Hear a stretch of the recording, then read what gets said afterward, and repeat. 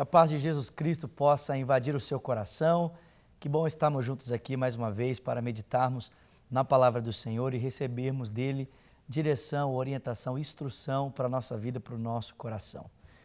E eu quero convidar você a, nesse dia, pensarmos um pouco sobre a importância da oração para a minha vida e para a sua vida. O próprio Senhor Jesus nos ensinou que quando orarmos, nós não devemos ser como os gentios, como os pagãos, que pensam que pela sua muita repetição é que serão ouvidos. Mas ele diz que nós devemos entrar no nosso quarto, fecharmos a nossa porta e falarmos com o nosso Pai em secreto, porque aquele que nos vê em secreto, então, nos recompensará diante dos homens. Jesus destaca com essas palavras a importância não apenas de sabermos como orar, mas da constância da oração e da importância de termos o nosso tempo de comunhão com Deus no lugar secreto. A vida cristã não pode ser feita sem comunhão com Deus, sem oração, como nós temos aqui falado tão enfaticamente. A vida cristã é o nosso relacionamento com a pessoa do Senhor Jesus Cristo, não é apenas a composição de doutrinas, a forma como entendemos, a maneira sistemática como a fé cristã pode se organizar, como ela se organiza, mas principalmente o nosso relacionamento vital com a pessoa do Senhor Jesus Cristo. E é tão interessante que a Bíblia ela tem para nós um livro exatamente que trata sobre a vida de oração do povo de Israel. E eu queria nesses próximos programas, nesse programa de hoje, caminhar com você um pouco no livro dos Salmos para nós descobrirmos os diferentes tipos de oração que compunham a vida de oração dos filhos de Israel, para que nós também possamos embasar a nossa vida de oração em cima dos Salmos. E eu queria convidar você então para abrir comigo a sua Bíblia no Salmo de número 22. O texto bíblico nos ensina da seguinte forma: meu Deus, por que me abandonastes?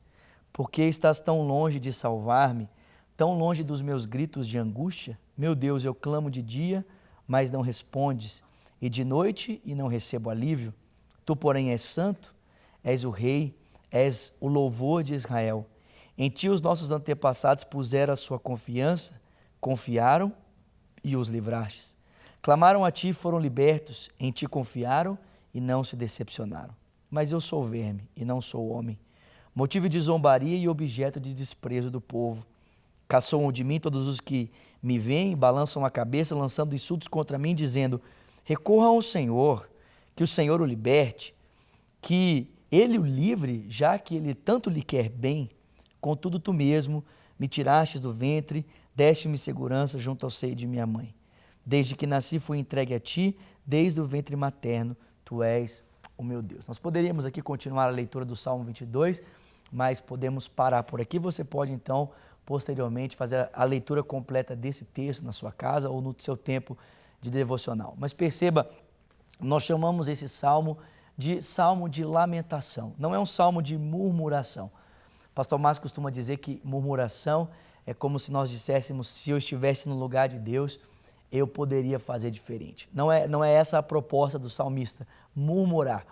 Foi exatamente por causa da murmuração e da incredulidade que os filhos de Israel foram então impedidos de entrarem na terra prometida.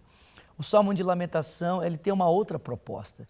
Ele tem a intenção de depositar nas mãos do Senhor aquilo que está nos tornando angustiados, aquilo que está entristecendo, aquilo que está pesando na nossa alma, pesando no nosso coração.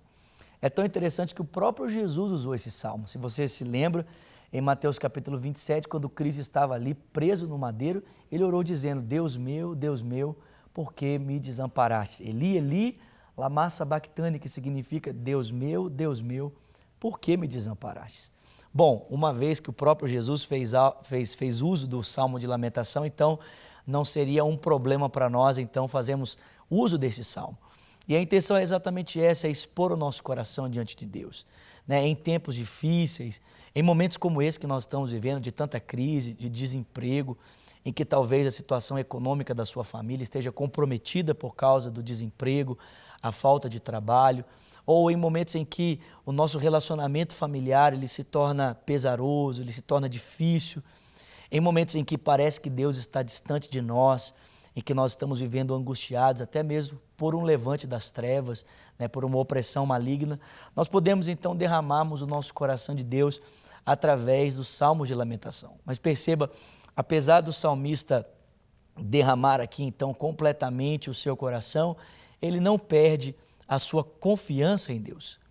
O salmo de lamentação ele pode ser feito tanto em coletivo, como ele pode ser feito individualmente, né? Tem um livro que conta um pouco sobre a questão do salmo de lamentação, um livro chamado Entendes o que Lês, e o autor, o Gordon Fee, ele fala que naquele momento em que os Estados Unidos foram, né, atacados, aquele ataque terrorista do 11 de setembro, muitos pastores se reuniam em capelas e juntamente com as suas igrejas oravam os salmos de lamentação, exatamente buscando o repouso, buscando a paz em Deus, a respeito daquele momento que estava afligindo ali a nação americana.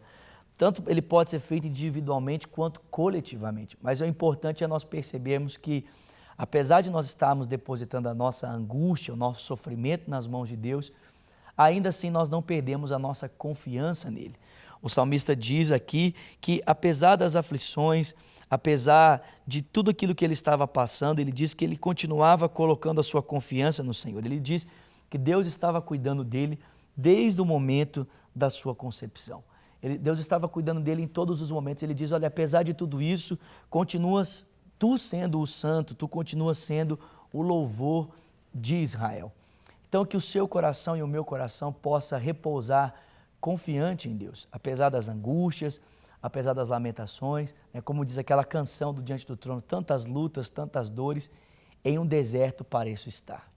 Mas eu te entrego os meus temores e sei que em ti eu posso, então, colocar a minha esperança. Eu quero trazer à memória aquilo que pode encher o meu coração. E a gente sabe que pode confiar, então, no Deus de amor, no Deus de graça, no Deus de misericórdia, que tem, então, governado, dirigido a nossa vida, dirigido o nosso coração. Talvez nesse dia você esteja angustiado, talvez você esteja entristecido, você esteja cabisbaixo, né? E diferente, né, do que muitas vezes nós achamos por aí, pessoas nos pedindo para ter assim, uma fé, quase que a fé do super-homem, né? Que não passa por angústias, que não passa por sofrimentos. Não, nós podemos passar. Aliás, o livro de orações de Israel mostra, né, inclusive a maior parte dos salmos são salmos de lamentações, o que mostra para mim e para você que até mesmo os personagens bíblicos, Davi e tantos outros aqui, Asaf, os coraitas, passaram por momentos de angústia, mas nesse momento o Senhor estava ali ouvindo a sua aflição, ouvindo o seu clamor, ouvindo a sua angústia, e Ele então queria depositar paz, esperança, alento, à medida em que o coração dessas pessoas era depositado confiantemente nas mãos do Senhor. Bom, nós estamos aqui quase encerrando o nosso tempo de reflexão e eu oro para que você possa então encontrar socorro, paz, esperança nas mãos do Deus em que você então vai depositar o seu coração. E eu quero deixar com você o nosso telefone, o telefone da paz, 3429-9550. Se você desejar, queremos orar por você. Talvez você esteja aí angustiado, cabisbaixo, entristecido. Nós queremos orar por você, queremos trazer a você uma palavra de consolo, de refrigério.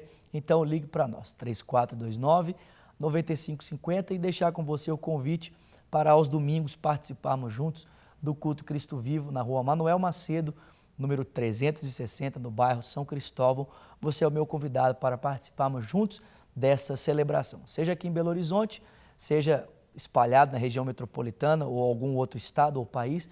Você pode então nos acompanhar pelas nossas redes sociais, pelos nossos canais de comunicação, o lagoinha.com ou redesuper.com.br. Que Deus te abençoe ricamente e até amanhã, se Deus quiser, aqui no nosso próximo encontro no Profetizando Vida. Até lá.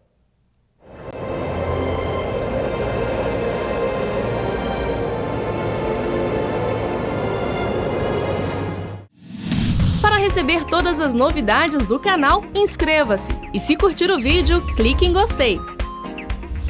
Aproveite para acompanhar a Rede Super nas redes sociais.